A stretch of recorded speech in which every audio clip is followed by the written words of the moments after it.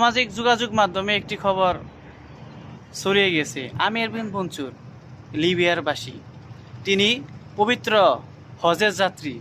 তিনি হজের যাত্রা শুরু করবেন, নিরাপত্তা ইস্যুর কারণে তাকে বিমানে উঠতে দেওয়া হয় না।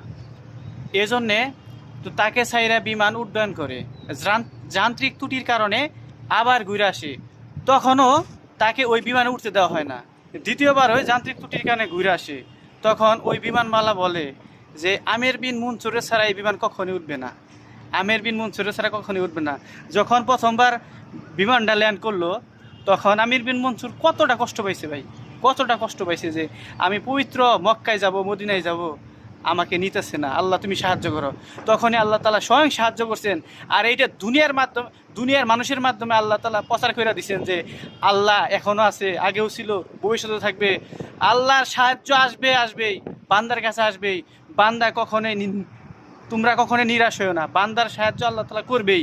আমির বিন মনসুরের দিকে তাকান, আমাদের যদি উদ্দেশ্য ভালো হয়, আল্লাহ তালা সফলতার পথ দেখাবে ইনশাআল্লাহ। আমির বিন মনসুরের দিকে তাকাইলেই আমাদের শিক্ষা গ্রহণ করা উচিত যে যদি আমরা কোনো ভালো কাজের নিয়ত করি, আল্লাহ তালা তার প্রতিদান দিবে এবং কি সফল করবেন।